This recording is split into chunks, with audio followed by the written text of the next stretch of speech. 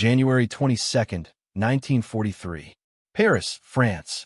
The city was already a shadow of its former self, under the weight of the Nazi occupation. The once vibrant streets had turned cold, the cafes that once bustled with laughter now muted under the boots of soldiers. It was a time when every corner seemed to hold a secret, a whispered plot or quiet act of defiance, hidden beneath the heavy layers of fear. And yet, in the heart of this darkness, a woman quietly moved through the streets of Paris, unnoticed, as if she had mastered the art of invisibility. Madeleine had learned long ago that survival meant blending in. She was no different from the hundreds of other workers toiling in the sweatshops of Paris. Her needle and thread moved swiftly, stitching uniforms for the very men who had come to conquer her country. Day after day, she sat at the sewing machine, fabric slipping through her fingers, the whir of the needle drowning out her thoughts. The workshop was small, tucked away in a side street where the Germans never bothered to look too closely. It was the perfect cover, but beneath the facade of compliance, she was far from ordinary. Her life in the workshop was a performance, a game she played to stay alive. By day, she sewed the uniforms of the soldiers who marched through the streets, their footsteps echoing with the sounds of conquest. The fabric in her hands was no different from the fabric she had once used to make dresses for her own family. Only now, the garments she created would be worn by those who occupied her city. She had no choice but to stitch the seams of their power, each thread an act of submission. But beneath the surface, there was a fire that no amount of cloth could smother. The resistance was everywhere, even in the most unexpected places. Madeleine's work for the Germans was merely a cover for something far greater. As she worked, her mind raced, piecing together the scraps of information that came her way. She was more than a seamstress. She was a courier, a messenger, a silent participant in the war for freedom. Each evening, as the last of the workers left, she remained behind, her hands still moving with the same precision, but now with a different purpose. The sewing machine hummed a different tune after hours, one that whispered of rebellion, of hope in the darkest of times. She had become an essential link in the resistance network, delivering messages, smuggling weapons, and gathering intelligence. No one suspected her. No one thought that a quiet woman with needle and thread could be a threat. But that was the genius of it. She was invisible. She was a shadow among shadows, a person lost in the ordinary rhythms of war. No one suspected the woman who could stitch and sew so well might also be stitching together the fabric of revolution. Every day, as she stitched, Madeleine thought of the faces of those who fought in the shadows, risking everything for the freedom that seemed so far out of reach. She knew that her work was far from glamorous, far from the heroism depicted in the films or books she had read in better times.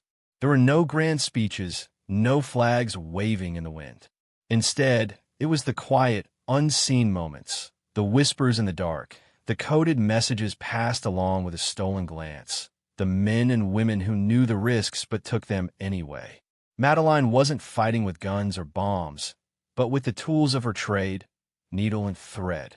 She sewed her defiance into every garment, every seam. She sewed freedom into the fabric of Paris itself, even if the world would never know. Her hands, so accustomed to the simple motions of sewing, now moved with a sense of urgency. The hours passed quickly, the darkness outside growing thicker as the light in the workshop faded. She kept her eyes on her work, but her mind was always elsewhere, piecing together the puzzle of the resistance. The people who trusted her, those who sent her their most dangerous messages, the ones who risked their lives to keep the fight alive, were counting on her. She had to be careful. The stakes were higher than ever, and the Gestapo was always watching, always searching for the cracks in the walls. But for now, at least she was safe. The Germans had no reason to suspect the seamstress who made their uniforms was also one of their most dangerous enemies. But it wasn't just the Germans she had to worry about. The shadows that haunted Paris were not limited to soldiers and officers. The city itself had changed. The air was thick with suspicion, and even the smallest gesture could be misinterpreted. Trust was a fragile thing. In a world where loyalty could be bought and sold with the right amount of power, Madeline had learned that even the people closest to her might not be who they seemed. That was the reality of war. Nothing was ever certain. No matter how careful she was, no matter how quietly she worked, there was always the chance that someone would see through her disguise. Each night, as the workshop emptied and the city grew quieter, Madeline would slip out into the streets, the weight of her mission pressing against her chest. The dark alleys and narrow streets felt like a different world, a world where every sound was amplified, where every shadow seemed to hide something sinister. But Madeline had learned to move quickly, her steps light and sure, as if she belonged to the night itself. In those stolen moments, when the city was at rest, she would meet with her contacts, other members of the resistance, or perhaps a secretive courier who needed to deliver information to the Allies. Every meeting was a risk, but it was a risk she had come to accept. In the face of danger, there was no room for fear. There was only action. She often thought of her family, her parents, her siblings, those she had left behind when the war tore through their lives. They were part of the reason she fought, part of the reason she could not rest. Every night, as she passed through the streets of Paris, she could almost hear the laughter of her mother, the voice of her father as he told stories of better days. It was the memory of those moments that kept her going. It was the knowledge that she was not just fighting for her own survival, but for a future for the lives of those who would come after. Yet, no matter how much she did, no matter how many messages she smuggled or secrets she uncovered, there was always the haunting fear that it would be for nothing, that the war would end and she would be forgotten. Madeline knew that the world would never truly know the sacrifices made by those like her, the ones who fought not with bombs or guns, but with quiet courage, with simple acts of defiance. Her name would not be etched in history books. Her story would not be told in the grand halls of victory. But she would continue, because for Madeline, there was no other choice. The war was not over for her. It would never be over until the last uniform had been torn apart, until the last stitch of oppression had been undone. As the hours slipped by and the world outside grew darker, Madeline could feel the weight of the moment pressing on her. She had come so far, but the hardest part was yet to come. Soon, the war would reach its peak, and the choices she made now would determine the fate of many. The threads of resistance were fragile, but in her hands, they were strong. With each passing day, each stitch she made, Madeline was weaving a new reality, a world where freedom could grow again, if only she could hold on long enough to see it. But as she paused for just a moment to catch her breath, she couldn't help but wonder, would anyone remember the quiet heroes like her? Would anyone ever know the price she had paid, the risks she had taken? The questions lingered in her mind, unanswered. Yet, as the machine hummed back to life, Madeline knew one thing for certain. She would continue. She would fight, no matter how invisible she remained, because in that fight, there was meaning, and in the seams of each uniform, there was a promise that someday the world would see what she had done. February 15th, 1944. Paris, France.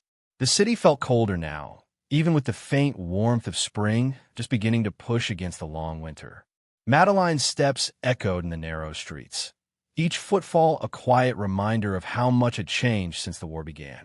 The walls that once seemed so solid were now crumbling, and the city, her city, was no longer the place of her childhood, a place of life and color. It had been replaced by something unrecognizable, a place where survival had become a currency and trust was more valuable than gold. But today was different. Today, everything was about to change. Madeline had learned to read the rhythms of war, the patterns in the way people moved, the shifts in the tension that vibrated through the streets. She knew the enemy, she knew their habits, and she knew the cost of a single misstep. The work she did for the Germans, stitching their uniforms and smuggling their secrets, was not something she took lightly. Every stitch was a potential thread in a web that could unravel the entire resistance network if she wasn't careful. Yet, as much as she feared the Gestapo, the war had a way of turning the most dangerous moments into a kind of rhythm, a rhythm she had learned to follow, no matter how close to the edge she was walking. But today, the rhythm was off. Something was different. Madeline had been working in the workshop, as she did every day, her hands deftly moving from one garment to the next. The familiar hum of the sewing machine filled the room, masking the sounds of the world outside, but it was the silence that had crept in among the workers that made her uneasy. They were all whispering now, exchanging glances, but it wasn't the usual gossip about rationing or the new German orders. This was something else, something more urgent. And then, just as the last worker left for the evening, she saw him. He was standing in the doorway of the workshop, his eyes scanning the room like a hawk looking for its prey. He wasn't one of the regular customers, nor was he a member of the German military who came in and out with the steady routine of occupation. This man was different. He didn't belong. He was tall, dressed in civilian clothes, but his posture, the sharpness of his gaze, made it clear he wasn't someone to be dismissed. Madeline's heart skipped a beat as she realized who he was. A Gestapo officer. But this one wasn't just any officer. He was an infiltrator, a double agent in the resistance. One of the few who had managed to infiltrate the highest levels of the Nazi regime. He had been watching her, she realized. For months, he had been silently observing, waiting for her to make a mistake. Madeline's mind raced. She knew that if he had come here to confront her, she would have no chance of escape. Her entire network, the fragile web of resistance that had been built over the past year, could collapse in a single moment. Her pulse quickened, and for the first time in months, she felt fear creep up her spine. She had never been afraid of the Germans. Not really. She had been afraid of the unknown, of the possibility of betrayal, of the price that would come when the truth was finally revealed. And now, standing in front of her, this officer embodied all those fears. He spoke her name softly, as though he already knew it, though she had never met him before. Madeline didn't respond. She couldn't. If she said anything, she knew the game would be over. Silence stretched between them, the room growing heavier with every second. She kept her eyes trained on him, trying to read his expression, searching for any sign of what he was planning. His gaze never wavered, his eyes dark and calculating. It was as though he was seeing right through her, through the carefully constructed facade she had worked so hard to build. She felt exposed. But then, unexpectedly, he stepped closer. His voice was low, almost a whisper. "You're not who you pretend to be, are you?" Madeline's breath caught in her throat. She had expected many things: arrest, interrogation, punishment, but not this. Not this unexpected recognition. He knew. Somehow, he knew what she was really doing. But rather than accuse her outright, he simply raised an eyebrow and waited, as if daring her to make the next move. For a moment, time seemed to stretch. Madeline could feel the weight of the situation, the tension between them building. She had no idea how long she could keep up the act, no idea what would happen if she were caught. The odds were stacked against her. But then, he spoke again, and the words that left his mouth were not what she expected. "I can help you," he said quietly, his voice almost a whisper. "We can work together." The words hung in the air like a question, a challenge. Madeline blinked in surprise, trying to process what he had just said. A German officer, a Gestapo agent, was offering to work with her, to help the resistance. The idea seemed absurd, impossible. And yet here he was, standing in front of her, offering something she never thought she would hear. "Why?" she asked, her voice barely above a whisper. Her mind was spinning. She couldn't understand why this man, who had everything to lose, would make such an offer. What was his angle? What did he want in exchange? His expression softened, just slightly, as if the walls around him had shifted ever so slightly. Because he said, his voice low and steady, "I am one of you." Madeline's heart skipped a beat. The words were still sinking in. He was one of her people? How could that be possible? But the sincerity in his voice, the quiet intensity of his gaze, told her there was truth in what he said. He didn't give her time to ask questions, but instead began to explain. He was a German officer who had been recruited by the Allies as a double agent. His loyalty was now to the resistance, though every day, every hour, every minute, he had to live with the constant threat of discovery. The risk was unimaginable. But he had made his choice, and now, standing in front of her, he was offering her a chance to make a difference, to turn the tide in ways that no one else could. He needed her help, her network, her knowledge, her courage. Together, they could do something the Germans could never anticipate. Madeline listened intently, every word, every detail seeping into her mind. The possibilities were endless. She had been fighting alone for so long, her only weapon the quiet defiance of her work in the workshop, the secret messages passed under cover of night. But now, here was an opportunity to do more, to be part of something larger, something that could change the course of the war. And yet, the doubts lingered. Could she trust him? Could she really put her faith in a man who had lived among the enemy for so long? The question burned in her chest, and for a long moment, she said nothing. She simply stood there, staring at him, the weight of his offer heavy in the air. But then, something inside her shifted. She had come this far, after all. She had lived through so much, carried so many secrets.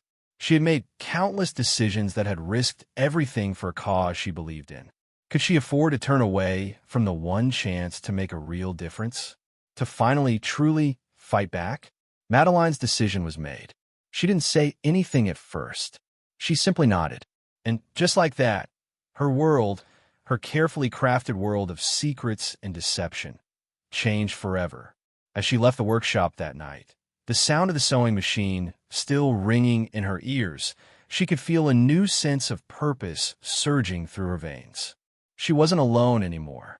The resistance had just gained a powerful ally, and together they would fight for something bigger than they had ever imagined.